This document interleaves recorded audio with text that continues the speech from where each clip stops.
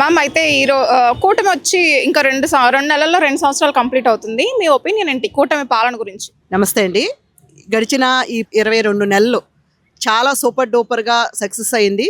కూటమి పాలనలో తెలుగుదేశం, మరి జనసేన, బీజేపీ ముగ్గురు కలిసి ఉమ్మడిగా ఎంతో మరి అభివృద్ధి బాటలో ఒక పక్కన సస్యశ్యామలంగా రాష్ట్రాన్ని ముందుకు నడిపించడం, సమస్యల వలయంలో నుంచి మరి బయటికి తీసుకొచ్చి ఈ రాష్ట్రాన్ని మరి కుదేలైన వ్యవస్థలన్నింటినీ సరిచేసుకుంటూ చంద్రబాబు గారి నాయకత్వాన ఈ రాష్ట్రాన్ని మెరుగుపరచడంలో కూటమి ఎంతో ముందుందని నేను తెలియజేస్తున్నానండి. మరి అట్లాగే చూస్తే ఒక పక్కన సంక్షేమం, ఒక పక్కన అభివృద్ధి, ఒక పక్కన 2 కళ్ళులాగా ఈ కూటమి ప్రభుత్వం మరి ముందుకు తీసుకెళ్తుంది.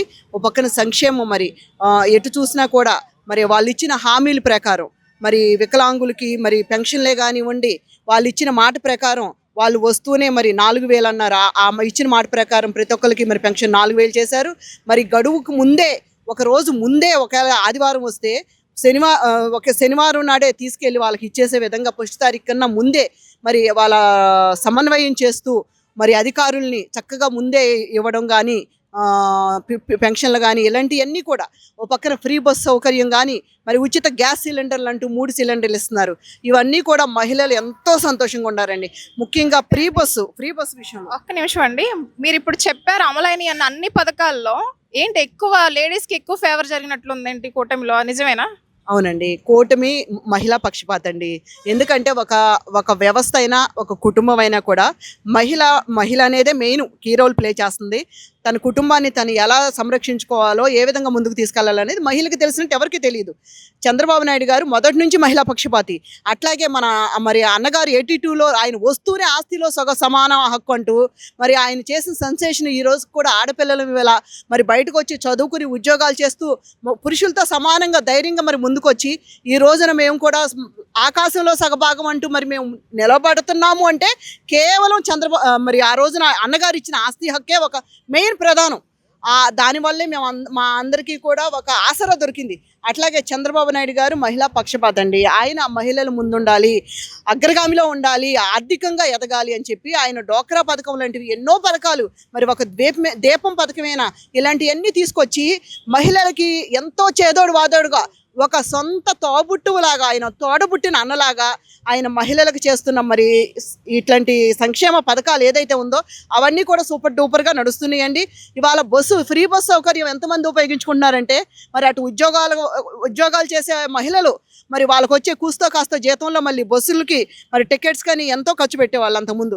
ఇవాళ వాళ్ళు ఎంతో సంతోషంగా చక్కగా మళ్ళీ ఉద్యోగాలు చేసుకుంటున్నారు. అట్లాగే మహిళలు, ఇళ్లలో ఉండే మహిళలు కూడా గుళ్ళు గోపురాలంటూ వారు ఎంతో మరి ఆధ్యాత్మికంగా కూడా ఎంతోమంది బస్సు సౌకర్యాన్ని ఉపయోగించుకుంటున్నారు. అలాగే కాలేజీ స్టూడెంట్స్ అయినా, పిల్లలైనా, ఎటు చూసినా కూడా వృద్ధులైనా మరి వీళ్ళందరూ కూడా మరి నిన్నగాక మొన్నే కదా వికలాంగులకు కూడా ఫ్రీ బస్సు ఇచ్చారండి. అసలు ఎంత ఆనందంగా ఉందంటే నిజంగా వాళ్ళు ఎంతో పాపం ఇబ్బందులు పడే ఒక మరి థర్డ్ పర్సన్స్ వాళ్ళకు కూడా ఇవాళ మరి ఫ్రీ బస్సు ఇచ్చి వాళ్ళని చాలా సేవ్ చేశారు బాబు గారు.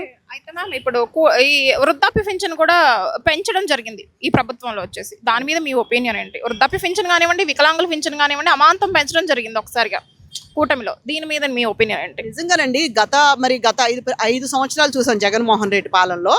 జగన్మోహన్ రెడ్డి ఏం చేశాడండి, పెంచుకుంటూ పోయాడండి. పాపం ఒక సంవత్సరానికి ఒక 500 అట్లా పేదాళ్ళలాగా పేద ఏడుపులు ఏడుచుకుంటా మరి తెలుగుదేశం మరి ప్రతిపక్షాలైనా అప్పుడు తెలుగుదేశం ఈ ప్రభుత్వాలపైన ఏడ్చుకుంటూ మరి జనాలకేమో సంక్షేమాలు ఇస్తాను అది ఇదని చెప్పి ఎంతో మరి ఆయన ఏదో దానకర్ణుడిలాగా చెప్పుకుని మరి పీనాసైడ్ లాగా ప్రతి సంవత్సరం ఒక 500 ఏదో ఉడతా భక్తిగా పెంచుకుంటూ వెళ్ళి చివరికి ఎలక్షన్లు వచ్చే టైంకి కూడా కనీసం ఆయన చెప్పిన టార్గెట్ పూర్తి చేయలేకపోయాడు.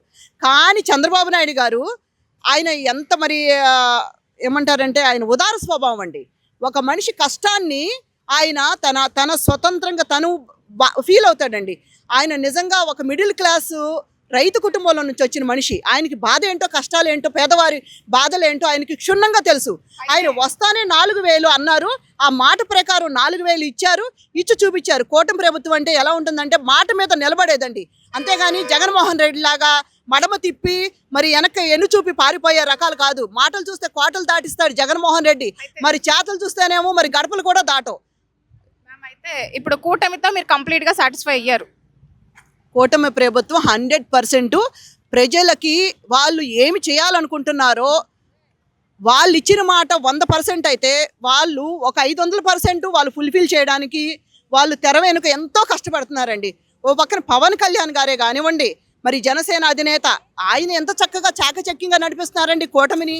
ఎక్కడా కూడా వాళ్ళ కార్యకర్తలు కానీ ఎవరు కానీ ఏది జగన్మోహన్ రెడ్డి కార్యకర్తలు కానీ ఎక్కడా కూడా ఒక్కరు కూడా ఎదురు మాట్లాడి ఈ రాష్ట్రాన్ని నాశనం చేయడానికి ఒక రాక్షసి మోకలాగా ఎక్కడొస్తారో అని చెప్పి ఆయన ఒక అర్జునుడిలాగా కాపలా కాస్తా మరి కూటమిని వెన్ను దన్నుగా నిలబడి ఒక పక్కన మరి పవన్ కళ్యాణ్ గారు ఎంత అండదండగా ఉండారో ఈ రాష్ట్రానికి తెలుసు. మరి వీళ్ళందరూ కూడా తల ఓ పక్క త్రిమూర్తుల్లాగా బీజేపీ కానీ మరి మోడీ గారు ఎన్ని కోట్లు ఇస్తున్నాడండి. అటు అమరావతికైనా పోలవరానికైనా, పోలవరం 2027 నాటికి శంకుస్థాపన జరిగి ఆంధ్రుల మరి జీవనాడి అయిన ఈ పోలవరం మరి తీసుకెళ్లి ఈ నీళ్లు మొత్తం ఆంధ్ర రాష్ట్రం మొత్తానికి పారే విధంగా చంద్రబాబు నాయుడు గారి ప్రణాళిక రెడీ చేస్తున్నారు. 2027కి మరి మనకి పోలవరం పూర్తిగా సంపూర్ణంగా ఇది అమల్లోకి వస్తుంది. అట్లాగే అమరావతిని కూడా మరి ఈ వీళ్ళ టర్మ్స్ ఇంకా 3 ఏళ్ళు ఉంది.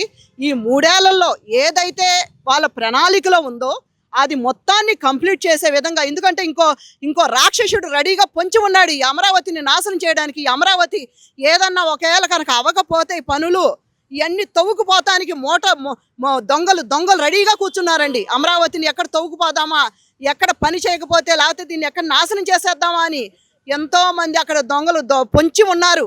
మరి కడప దొంగలు వాళ్ళందరినీ మరి చిత్తు చేసేలా ఈ చంద్రబాబు నాయుడు గారు కానీ ఈ కూటమి ప్రభుత్వం ఈ 3 ఏళ్లలో కంప్లీట్ చేస్తుంది. అమరావతి కూడా మరి ప్రజలందరికీ అందుబాటులో ఉంటుంది. ఆల్రెడీ అక్కడ కట్టిన భవనాలు చూస్తుంటే కళ్ళు చెదిరిపోయేలా, ఎవరైనా సరే ఒక్కసారి వెళ్ళి చూసిరండి.